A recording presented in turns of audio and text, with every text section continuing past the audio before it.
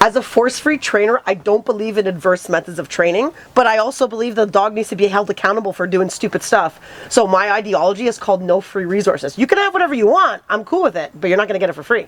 That's what we're talking about today in this video.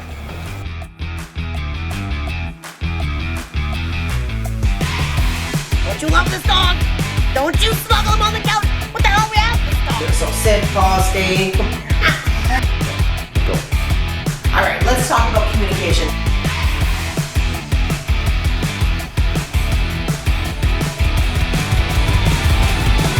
Because again, if the dog's not moving, you're not listening. We're gonna go to war in 3, 2, No free resources works by using the accountability of a dog only getting what they want based on good behavior. So there's 4 categories of resources, and if we ensure that the dog doesn't get these resources for free, not that they don't get it, but they just don't get it for free. Like, I'd be a big fat hypocrite if I was like, don't you love this dog? Don't you smuggle him on the couch? What the hell we have this dog? The reality is not giving the resources, is just not giving the resources for free. So the 4 categories are food, toys, freedom to come and go as they please, and affection, aka personal space. So if we ensure that we're not giving these for free, it doesn't matter to the rate of what they're giving them. As long as we're being clear and concise about the beginning and the end of them allowing to have these resources, that's where the accountability comes from.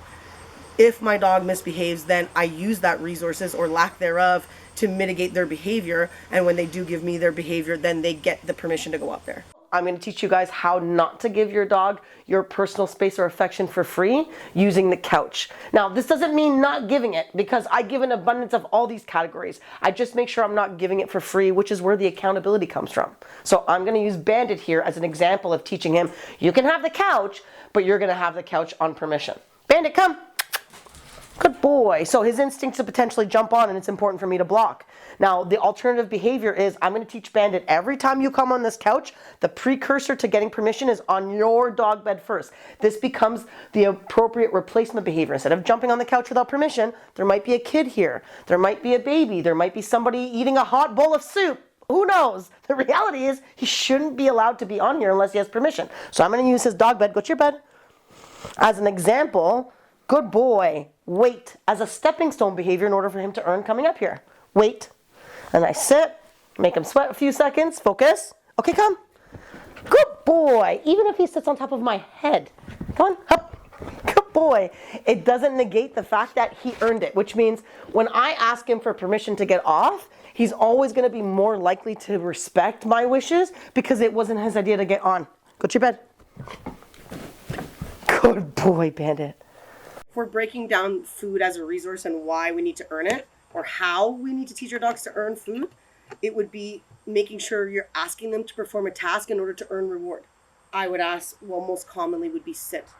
But if the sit is already an established behavior, then to consider that sit might not be a behavior the dog feels like is difficult to perform. So if a dog is an autopilot sit in order to earn that reward, it doesn't actually count as something, that they did that they actually think about. So maybe we could consider asking a dog for focus, or asking a dog for paw, or asking a dog to go to their bed as a means to earn a food reward. If we're breaking down a toy or a tangible item, consider the same thing. Food and toys, because they're both tangible items, we would use the same tactics to teach them how to earn them. You want this toy, go to your bed and sit, and then you can have this toy. You want this toy, give me your paw. You want this toy, roll over, play dead, sing, dance, whatever it is that you do. Here, now you can have this toy. The easiest way for us to implement freedom is the kitchen. Everybody's got a kitchen. So often, the boundaries for a kitchen, if somebody has an island, is the beginning of one side of the island versus the end of one side of the island. This area is no zone.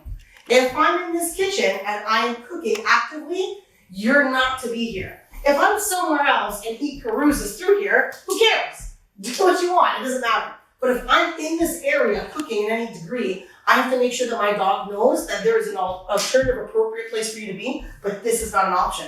And by him having that healthy boundary that he can't be here, he's less likely to counter surf, which is grabbing food and stuff off the counter, and he's less likely to walk in this place like he owns it, taking stuff off the floor that could be harmful, like an onion.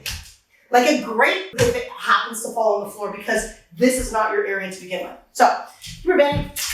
Good boy. So, instead of me teaching him a subjective place for him to be, I'm going to be specific with go to your bed. Sit down. Good boy, down. Good boy. And I'm going to say, wait. I'm going to go into the kitchen. I'm going to get the things. Even if I focus. Go back to your bed. That's it. Good boy. Wait. I'm going to go. I'm going to get him his little snackies. I'm going to cut the carrots. I'm going to prep the food. And then every once in a while, just to reinforce that he's in a good spot, I will deliver the snack to him while he's physically in this bed. What does that teach him? It teaches him that being in this bed is the most rewarding place in this house. Not being here, not being here, not being under the sink. Being in that bed pays better than everywhere else in this house.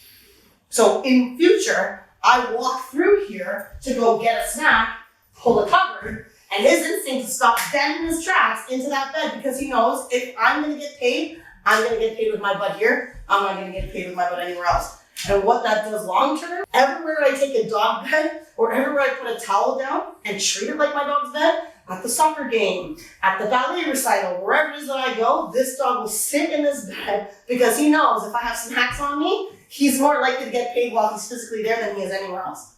So it's almost like a hack. And follow along for more simple and effective dog training content.